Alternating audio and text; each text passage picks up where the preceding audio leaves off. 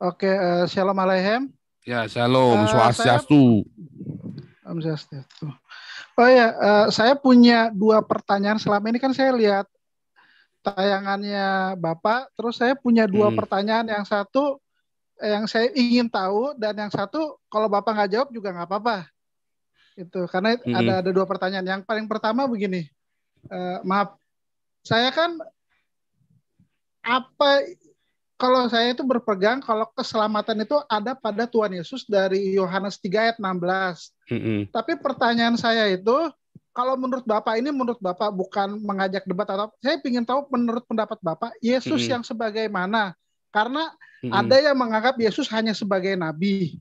Ada mm, yang menganggap Yesus eh, Tuhan tapi di bawahnya Tuhan. Ada yang menganggap Yesus itu setengah Tuhan. Ada yang menganggap bahkan Yesus itu ciptaan pertama.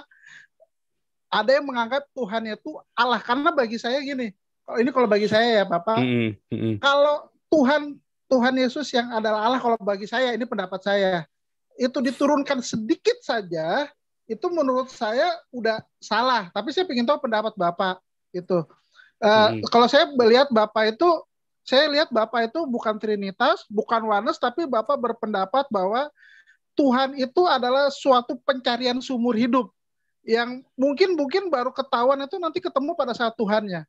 Oneness ataupun Trinitas atau apapun itu hanya merupakan suatu jalan untuk mencari apakah seperti apa Tuhan. Tapi saya sendiri yakin bahwa Tuhan itu adalah suatu pencarian seumur hidup mm, yang bahkan pada akhir hidup kita, bahkan kita belum bisa ketemu. Hanya pada mm, saat nanti kita ketemu dengan Tuhan. Dan kedua pertanyaan saya, ini nggak dijawab nggak apa-apa karena uh, saya nggak apa-apa sih, maksudnya ini pertanyaan yang udah dari saya sejak dari muda.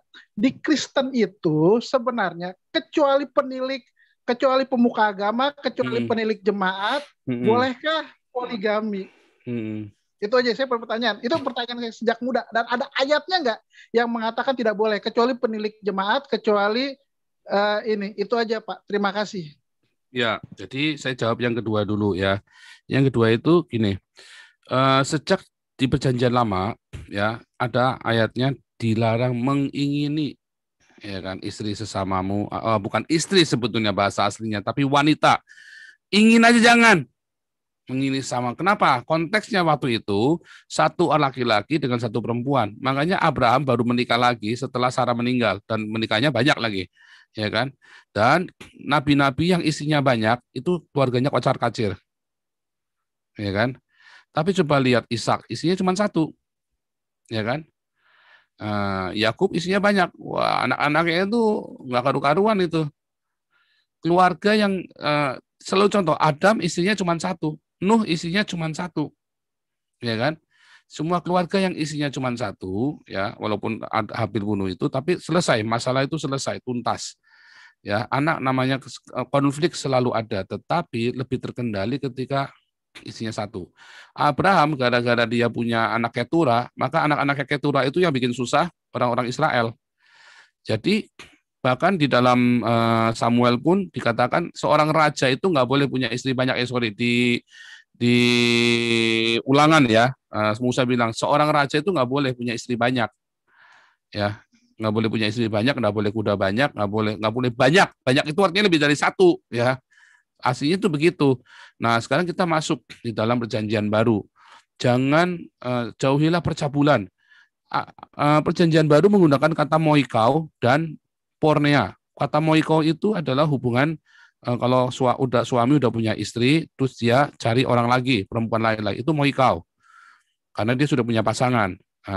Atau perempuan atau dia seorang bujangan nyelingkuhin istri orang. Nah, itu moikau. Atau selingkuh dengan suami atau istri orang, itu moikau. Tapi ada namanya pornea. Pornea itu dia cabul yang bukan suami istri, ya kan? Yang bukan suami istri, yang belum bukan suami orang atau bukan istri orang, dua-duanya. Nah itu pornea. Nah dua-duanya dipakai di Alkitab. Jadi sebenarnya waktu di dalam Kisah Rasul 15 dan Kisah Rasul 21, waktu jangan bercabul, artinya apa? Kamu kepengin aja nggak boleh. pengen istri dua nggak boleh. Konteksnya waktu itu semua para rasul dan jemaat itu istrinya satu, nggak ada yang dua. Ya, konteksnya itu memang begitu. Semua istrinya cuma satu. Nah, tetapi kalau ada yang sudah terlanjur dua bagaimana? Kan zaman itu kan ada yang dari agama lain kan? Dari misalnya orang-orang pagan yang istrinya tiga, istrinya empat, atau orang-orang dari orang-orang Yahudi yang sudah terlanjur punya istri dua. Padahal orang Yahudinya sendiri kebanyakan istrinya cuma satu. Sejak zaman Babel itu, sejak zaman pembuangan ke Babel, orang Yahudi itu rata-rata istrinya satu. Sampai dengan hari ini ya, rata-rata. Saya nggak bilang seharusnya, tapi rata-rata orang-orang Yahudi yang saleh itu isinya satu. Lihat Zakaria isinya cuman si Elizabeth, Yusuf cuman isinya cuman Maria, Herodes pun disebut isinya cuman Salome walaupun itu ngambil dari istri saudaranya. Ya disebut semua rata-rata isinya satu. Petrus juga isinya satu. Ya semua rata-rata isinya satu. Jadi kata percabulan itu artinya dari mana sih orang bisa punya istri dua? Kan dari kepengen kan. Cabul dulu kan, dia sudah punya istri, dia masih kepengen lagi, ya kan, syahwatnya ini lagi, tegak lagi, padahal dia sudah punya istri sendiri, dia kepengen perempuan lain, itu sudah cabul tuh, baru ngelihat aja kepengen, udah cabul itu, kan bukan istrinya sendiri. Nah, itulah percabulan. Jadi jemaat boleh nggak? Jemaat juga nggak boleh sebetulnya, jauhilah percabulan. Itu maksudnya adalah punya istri dua, nggak boleh. Apalagi yang seks sebelum menikah juga, itu juga nggak boleh.